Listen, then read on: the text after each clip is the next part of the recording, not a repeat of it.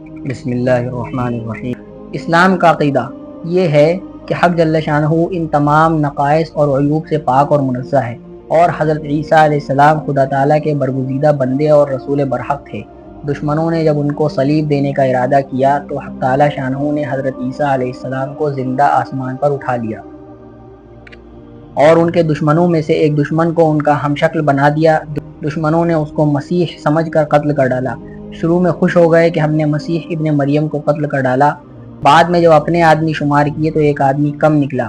مفصل قصہ قرآن کریم کی سورہ النساء میں مذکور ہے، اور اس ناچیز نے اس موضوع پر ایک مستقل رسالہ کلمۃ اللہ فی حیات روح اللہ لکھا ہے، جو چھپ گیا، اور اس میں قرآن اور حدیث اور اجماع امت سے ثابت کیا ہے کہ عیسیٰ علیہ السلام زندہ آسمان پر اٹھائے گئے۔ یہود اگرچہ خدا کی توحید کے قائل ہیں، تورات میں بھی توحید کی تعلیم موجود ہے، لیکن تورات میں حضرت ہارون علیہ السلام کا معاذ اللہ گوشالہ بنانا مذکور ہے، جیسا کہ تورات سفر خروج باب 32 درس اول میں ہے، اور اسی باب کے 24 درس میں معاذ اللہ خود حضرت ہارون کا پرستش کے لیے گوشالہ بنانا مذکور ہے، اور کتاب سلاطین اول باب 11 میں معاذ اللہ حضرت سلیمان علیہ السلام کی بت پرستی کا ذکر ہے۔ لہذا جو کتاب توحید کی مدعی ہو اور اپنے ان مقتداؤں اور پیشواؤں کا جو دنیا کے لیے نمونہ عمل بن کر آئے ان کا عمل سراسر خلاف توحید پیش کرتی ہو، وہ کامل اور مکمل توحید کے دعوے میں کہاں تک صادق تسلیم کی جا سکتی ہے؟ تورات سفر استثناء کے باب 13 آیت اول میں ہے، اگر کوئی نبی یا خواب دیکھنے والا تم کو کوئی نشان یا معجزہ دکھلائے اور وہ بات جو اس نے تمہیں دکھائی واقع ہو، اور وہ تمہیں کہے آؤ غیر معبودوں کی پیروی اور بندگی کریں، تو ہرگز اس نبی یا خواب دیکھنے والے کی بات پر کان مت دھریو، کیونکہ تمہارا خدا تم کو آزماتا ہے، اور وہ نبی اور خواب دیکھنے والا قتل کیا جائے گا۔ اس عبارت سے صاف ظاہر ہے کہ کوئی نبی خواہ کتنے ہی معجزے دکھلائے، لیکن اگر وہ غیر اللہ کی پرستش کی طرف بلائے تو اس کو قتل کر دینا چاہیے۔ اب ہم اس حکم کے مطابق اول علماء یہود سے فتویٰ دریافت کرتے ہیں کہ حضرت ہارون علیہ السلام اور حضرت سلیمان علیہ السلام کے متعلق آپ حضرات کا کیا فتویٰ ہے، جو تورات کی مذکورہ عبارت کی روح سے بت پرستی میں مبتلا تھے۔ اور پھر ہم علماء نصارہ سے حضرت مسیح علیہ السلام کی بابت دریافت کرنا چاہتے ہیں کہ آپ کے نزدیک حضرت مسیح معاذ اللہ جب مدعی الوہیت تھے تو تورات کے اس حکم کے مطابق حضرت مسیح کے ساتھ کیا معاملہ ہونا چاہیے، اور اگر علی زعم النصارہ یہود حضرت مسیح علیہ السلام کو قتل نہ کرتے تو نصارہ پر مسیح کا قتل اور سنگسار کرنا واجب تھا یا نہیں؟ سنگساری کا حکم اسی باب کے درس دہم میں مذکور ہے، اور نیز حضرت مسیح کی بات کو سننا اور اس پر کام دھرنا چاہیے تھا یا نہیں؟ علماء نصارہ اس سوال کا جواب دے۔ بسم اللہ الرحمن الرحیم۔ صفات باری عز اسمہ۔ خداوند ذوالجلال کی صفات کمال اور اس کی تنزیہ و تقدیس کو جس بے مثال طریقے سے قرآن نے بیان کیا، کوئی کتاب اس کی نظیر پیش نہیں کر سکتی۔ نہایت اختصار کے ساتھ ہم خداوند ذوالجلال کی صفات کمال کو ذکر کر کے عیسائی مذہب سے مقابلہ کر کے دکھلانا چاہتے ہیں۔ قرآن کریم خداوند ذوالجلال کے متعلق یہ بیان کرتا ہے کہ وہ خدا وحدہ لا شریک لہ، یعنی ایک ہے، کوئی اس کا شریک اور سہیم نہیں۔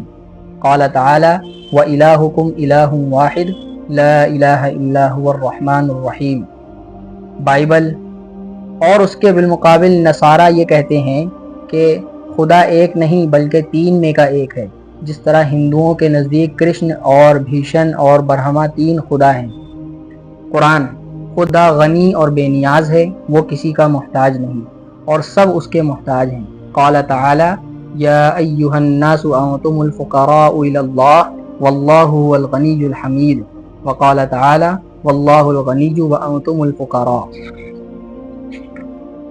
بائبل۔ نصارہ کے نزدیک حضرت مسیح تمام لوازم بشریت کھانے اور پینے کے محتاج تھے۔ قرآن۔ اور وہ قوی اور عزیز ہے، اللہ تعالیٰ۔ قال تعالی وہو القوی العزیز، یعنی وہ زور والا اور زبردست ہے، کوئی اس پر غالب نہیں آ سکتا۔ بائبل۔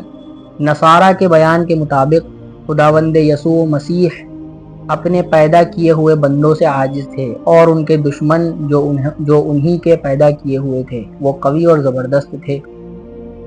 نمبر 4۔ قرآن کریم۔